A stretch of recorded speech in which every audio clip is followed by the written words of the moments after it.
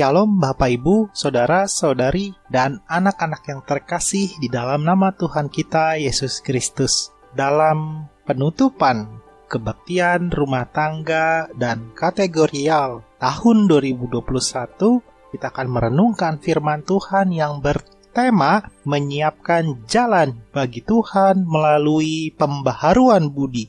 Dengan dasar Alkitab Lukas pasal 3 ayat 7 sampai ke 18. Bagi kita yang sudah memulainya secara pribadi, memuji dan memuliakan Tuhan secara mandiri, dan membaca Alkitab dan doa persiapan renungan firman Tuhan, kita akan melanjutkan dengan merenungkannya, khususnya pada Lukas pasal 3 ayat ke-8. Lukas pasal 3 ayat ke-8, demikian firman Tuhan. Jadi hasilkanlah buah-buah yang sesuai dengan pertobatan, dan janganlah berpikir dalam hatimu, Abraham adalah Bapa kami, karena aku berkata kepadamu, Allah dapat menjadikan anak-anak bagi Abraham dari batu-batu ini. Demikian firman Tuhan yang menjadi dasar kita merenungkan dalam penutupan kebaktian rumah tangga dan kategorial tahun 2021 ini. Kita diminta untuk menyiapkan jalan bagi Tuhan melalui pembaharuan budi. Pembaharuannya itu melalui juga pertobatan. Dalam pertobatan diminta untuk menghasilkan buah-buah yang sesuai dengan pertobatan kita itu. Lukas pasal 3 ayat ke-8. Berbicara pertobatan, mungkin kita mendengarkan ketika beribadah onsite ataupun secara daring dalam berbagai keterbatasan kita dan media. Pada hari Minggu 12 Desember 2021, kita Minggu Advent ketiga ini, kita diminta untuk mempersiapkan akal budi. Dalam ibadah tersebut ada ilustrasi yang saya sebutkan dan ceritakan, yakni mengenai seorang yang di tengah pergumulannya diminta oleh Tuhan untuk menggeser batu, tetapi dengan akal budinya dia berasumsi sedang mendorong batu besar dengan kesia-siaan, padahal Tuhan hanya meminta mendorong, bukan menggeser. Nah, ini kita melihat bagaimana pembaharuan budi. Memang kalau kita dorong, kita tidak mampu. Apalagi tadi kalau akal budi tadi itu, apabila kita dengan akal budi menggeser batu besar sebagai manusia dan seorang diri, akan sulit menggeser ya Bapak Ibu Saudara sekalian, tentu sulit. Tapi akal budi yang kita perbaharui ialah mendorong. Ilustrasi itu, orang tersebut menjadi sehat, baik otot pada tangan dan kaki, memiliki badan yang tegap, dan utamanya sehat untuk kemudian secara konsisten setiap hari memenuhi kehendak Tuhan, yakni tadi mendorong batu, bukan menggeser batu. Nah, ini juga terkait dalam kebaktian rumah tangga penutupan, dan di dalamnya penutupan bagi kegiatan kategorial dan ibadah kategorial tahun 2021, kita diajak pembaharuan budi itu mengingatkan kita ada kecenderungan orang-orang pada umumnya yang beragama menjalankan agama hanya sebatas tradisi atau kebiasaan rutin saja. Maksudnya kayak gimana? Tradisi dan kebiasaan rutin, misalkan kalau mau Natal hanya memasang misalkan pohon Natal, membeli baju baru, mempersiapkan kue. Nah, itu disebut rutinitas.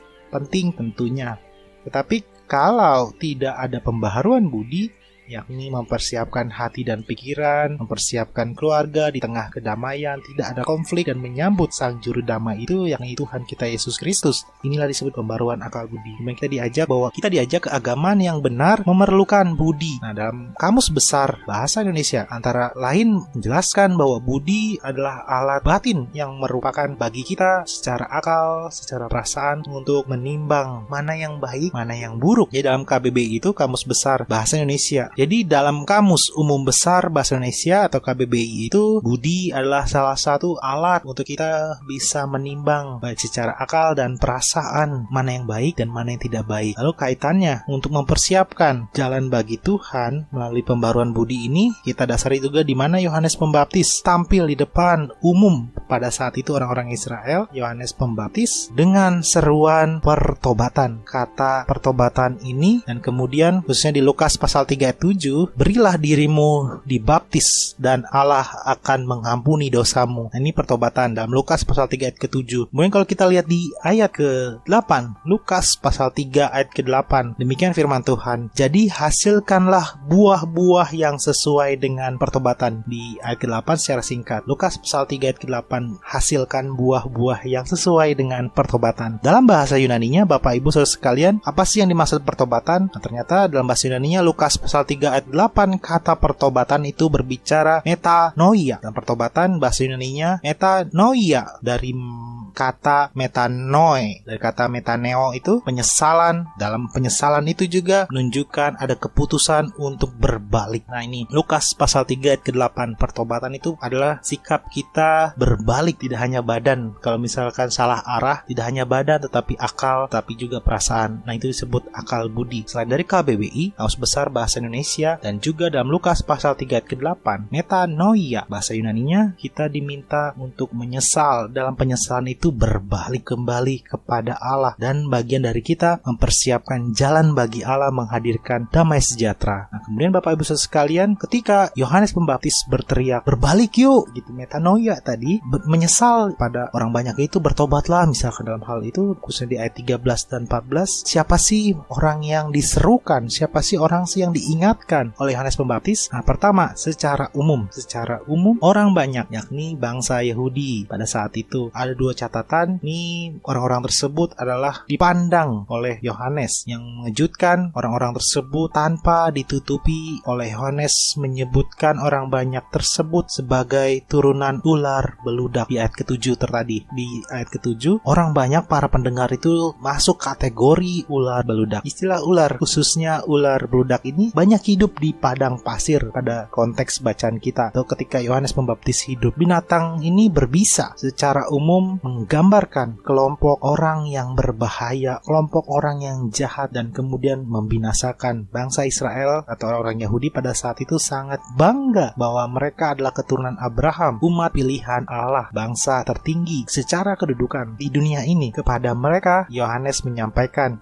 peringatan bahwa mereka tidak dapat membanggakan hal tersebut. Yohanes Pembaptis mengingatkan untuk bangsa Israel tidak bangga, karena tadi Abraham, keturunan Abraham itu akan dibuat oleh Allah dari batu-batuan, tidak dari mereka, yakni Yahudi ataupun orang percaya yang kemudian dikategorikan sebagai ular beludak. Ini tadi luar biasa berbahaya, jahat dan membinasakan, baik secara pikiran, secara kedudukan, dan secara psikologi tentunya. Yohanes Pembaptis mengingatkan, jangan bangga. Memang betul sebagai keturunan Abraham, bapa orang percaya, baik orang Yahudi, bahkan kita yang mengimani bagian dari orang percaya tersebut, atau keturunan dari Abraham itu, jangan bangga. Karena kalau kita tidak mempersiapkan jalan bagi Allah dengan pembaruan akal budi, kita berbuat dosa, tidak melakukan pertobatan, Allah kecewa. Di dalam kecewanya Allah tidak memerlukan, baik mereka keturunan Abraham ataupun kita sebagai orang percaya, sebagai anak-anaknya. Mengapa?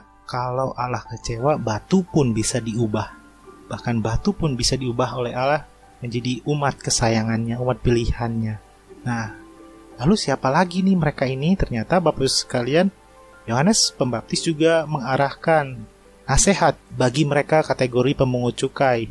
Pemerintah Romawi pada saat itu memberi hak kepada orang tertentu untuk memungut pajak. Biasanya orang kaya. Orang kaya memiliki hak pungut cukai, kemudian menyuruh penduduk. Orang kaya memiliki hak pungut cukai, kemudian menyuruh penduduk setempat jadi pemungut cukai. Ini pemerintah Romawi. Pemungut cukai inilah yang biasanya dapat memungut lebih dari yang semestinya.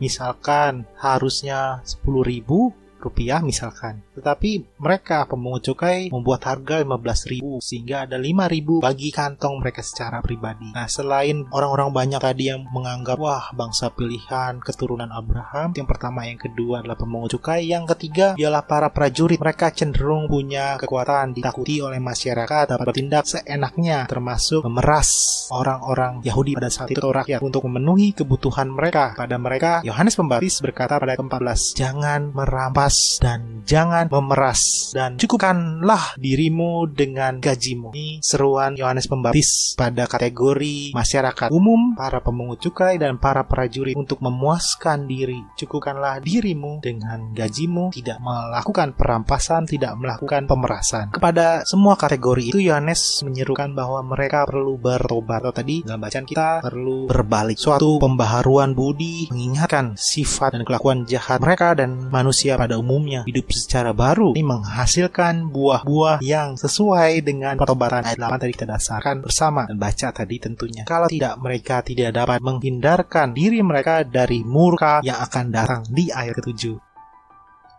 Dalam penutupan kebaktian rumah tangga, kegiatan kategorial dan non-kategorial tahun 2021 ini, kita memiliki pertanyaan untuk didiskusikan. Yang pertama, apa urgensinya berita Yohanes Pembaptis bagi kehidupan umat Allah, garis miring pengikut Kristus yang membanggakan diri sebagai anak-anak Allah? Umat pilihan perjanjian baru dikaitkan dengan masa Advent ketiga saat ini. Kedua, jika perlu pertobatan, bagaimana yang perlu dilakukan oleh gereja di Indonesia? Pertanyaan nomor 3, bagaimana kita menerapkan berita Yeskiel pasal 33 ayat 12 dalam panggilan pertobatan? Untuk menjawab pertanyaan pertama, urgensinya seruan atau berita yang disampaikan Yohanes Pembaptis, mengingat bangsa Yahudi pada saat itu atau mungkin kita terlalu membanggakan diri sebagai anak-anak Allah. Kita tentu mendasarinya dari Lukas pasal 3 ayat ke-8. Demikian firman Tuhan. Dan janganlah berpikir dalam hatimu, Abraham adalah bapa kami, karena aku berkata kepadamu, Allah dapat menjadikan anak-anak bagi Abraham dari batu-batu ini. Lukas pasal 3 ayat 8. Mengapa dari batu ini? Dalam Lukas pasal 3 ayat 8. Karena pada saat itu, seperti yang dijelaskan dalam renungan, baik orang banyak, kategori pertama, kategori kedua ialah pemungut cukai, yang ketiga adalah para prajurit. Hidupnya tidak sesuai dengan kehendak Allah. Hidupnya seperti ular ludak di ayat ke-7.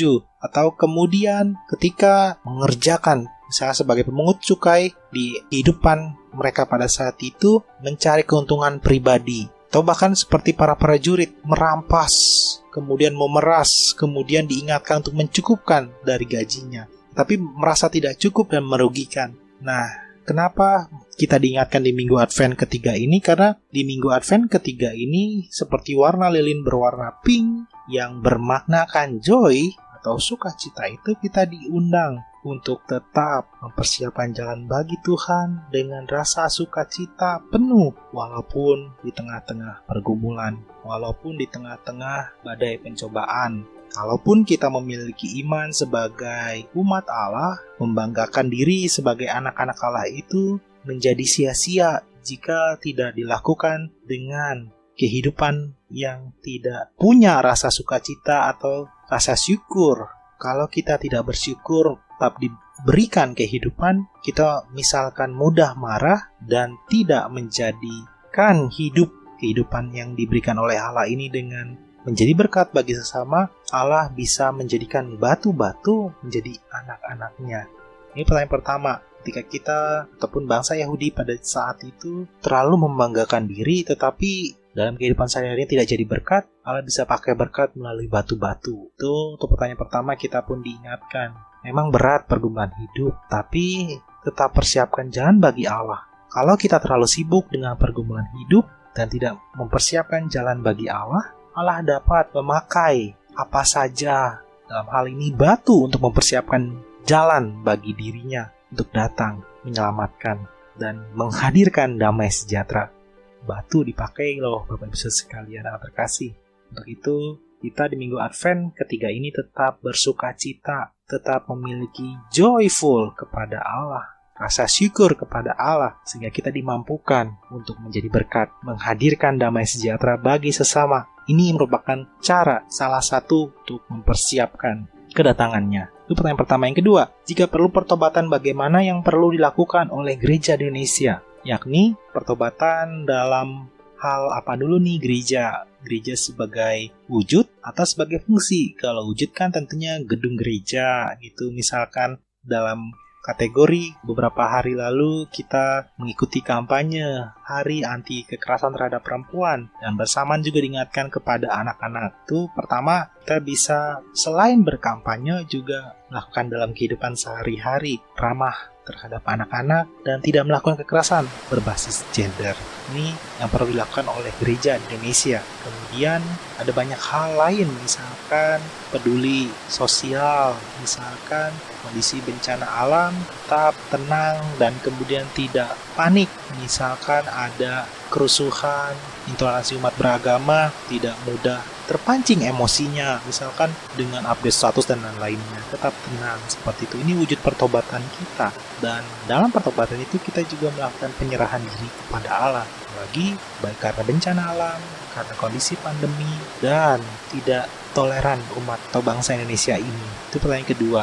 Ketiga, bagaimana kita menerapkan berita Yeskiel pasal 33 ayat 12 dalam panggilan pertobatan? Untuk menjawab pertanyaan ini, kita mendengarkan dulu Yeskiel pasal ke-33 ayat 12. Demikian firman Tuhan. Dan engkau anak manusia, katakanlah kepada teman-temanmu sebangsa, kebenaran orang benar tidak menyelamatkan dia pada waktu ia jatuh dalam pelanggaran, dan kejahatan orang jahat tidak menyebabkan dia tersandung pada waktu ia bertobat dari kejahatannya, dan orang benar tidak dapat hidup karena kebenarannya pada waktu ia berbuat dosa. Nah, Yeskiel pasal 33 ayat 12 yang tadi kita sama baca dan dengarkan mengingatkan kita mengenai panggilan bertobat atau kondisi kita berbalik kepada Allah. Siapapun kita, penting memang ada asumsi atau iman pribadi, tetapi tidak kemudian membuat kita egois, tidak membuat kita merasa paling benar secara pribadi, tetap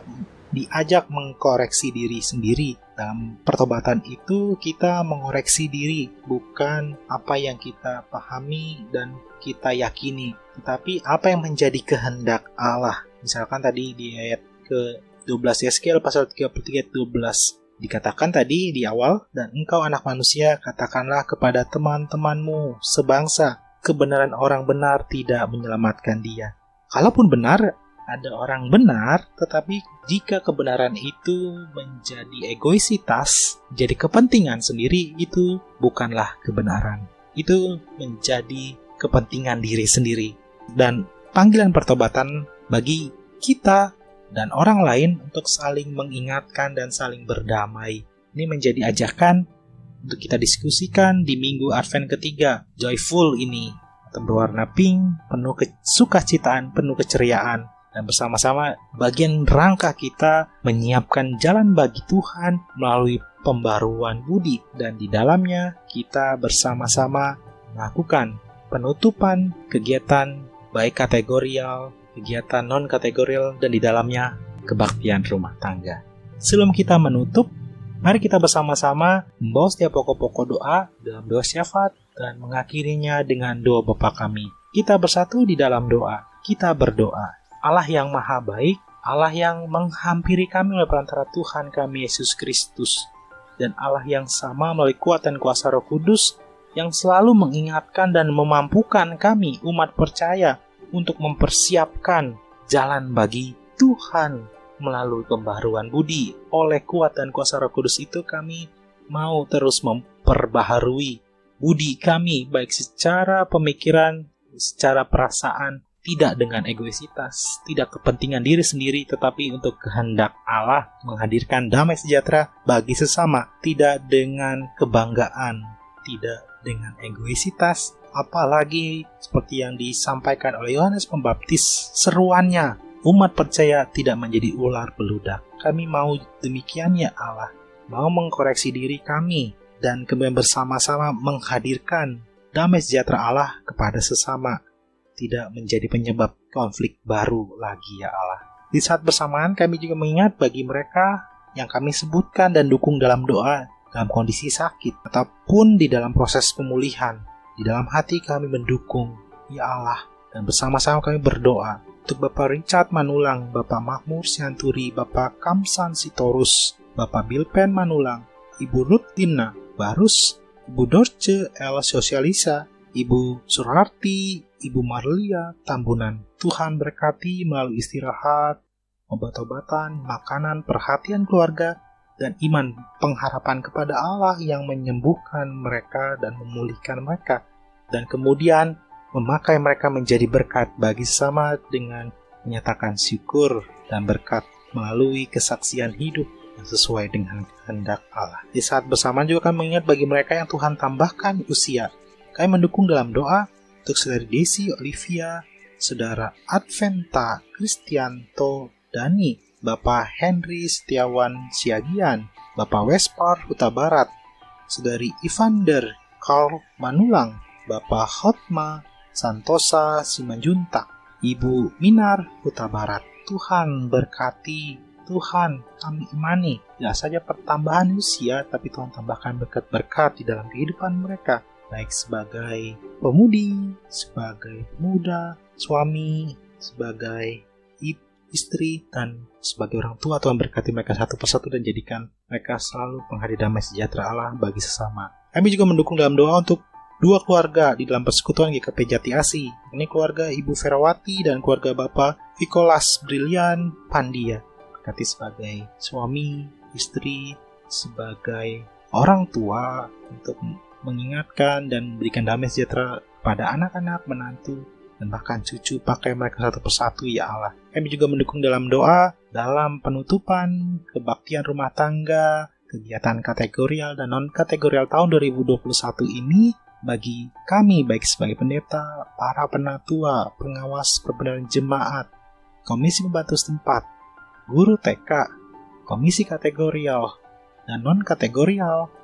Tuhan berkati untuk tetap melayani dengan tulus dan memuliakan nama Tuhan. Kiranya kami seperti seruan Yohanes Pembaptis tidak menjadi ular beludak, namun menjadi pribadi yang mempersiapkan jalan bagi Tuhan melalui pembaruan budi. Kami juga bersama-sama mendukung dalam doa untuk keluarga pendeta dan keluarga pendeta emeritus. Kami berdoa juga untuk majelis sinode, badan-badan pelayanan, dan setiap program mereka. Dan kami bersama-sama mau lakukan menjadi berkat damai sejahtera Allah bagi sesama. Kami juga berdoa ya Allah untuk Bapak Presiden Joko Widodo, Bapak Ma'ruf Amin, aparatur tertinggi hingga terendah, baik juga untuk tim kesehatan, tim keamanan dalam rangka pandemi virus corona ini ya Allah, berkati mereka. Dan kami juga mendukung dalam doa bagi mereka yang terpapar virus corona ini, Tuhan sembuhkan dan berikan iman pengharapan kepada mereka satu persatu. Bagi mereka yang dalam petugas ataupun keamanan ya Allah, menyongsong hari raya Natal dan pergantian tahun, berkati kami dijauhkan dari bencana alam, kerusuhan, dan mampukan tim keamanan tetap tenang, dan kemudian jadikan mereka berkat menghadirkan keamanan bagi kami menyongsong hari raya Natal dan pergantian tahun. Kami berdoa untuk setiap pokok-pokok doa kami secara pribadi, baik kami yang merindukan pekerjaan, merindukan partner kehidupan, merindukan buah hati, merindukan prestasi dalam pendidikan, dan hal-hal lainnya yang kami sebutkan di dalam hati. Kami tahu untuk setiap pokok-pokok doa ini jauh daripada sempurna. Untuk itu kami menyempurnakannya seperti doa yang Tuhan Yesus ajarkan kepada kami. Demikian kami berdoa, Bapa kami yang di sorga, dikuduskanlah namamu, datanglah kerajaanmu, jadilah kehendak-Mu di bumi seperti di sorga. Berikan kami pada hari ini dan kami yang secukupnya. Dan ampunilah kami akan kesalahan kami, seperti kami juga pernah yang bersalah kepada kami. Janganlah bawa kami dalam pencobaan, tapi lepaskan kami daripada yang jahat. Karena Engkau yang punya kerajaan dan kuasa dan kemuliaan sampai selama-lamanya. Amin. Demikian Bapak Ibu Saudara sekalian, kita merenungkan firman Tuhan dan dipanggil untuk menyiapkan jalan bagi Tuhan melalui pembaruan budi. Seperti tadi kita ingat, kita tidak berbangga, kita tidak kemudian terperangkap atas egoisitas kita, kebenaran secara pribadi. Dengan demikian, kita kemudian menghadirkan konflik karena kita egois, karena kita kebanggaan seperti orang Yahudi, anggap dirinya paling benar. Padahal Tuhan mengingatkan melalui Yohanes Pembaptis, bahkan batu pun bisa dipakai Allah sebagai anak-anaknya. Selamat mempersiapkan jalan bagi Tuhan yang akan dan sudah datang itu menghadirkan damai sejahtera bagi kita, dan kita diundang memperbaharui budi. Tuhan memberkati dan memampukan kita satu persatu, baik dalam penutupan kebaktian rumah tangga, kegiatan kategorial dan non-kategorial di tahun 2021 dan menyongsong tahun baru 2022. Tuhan memberkati. Amin.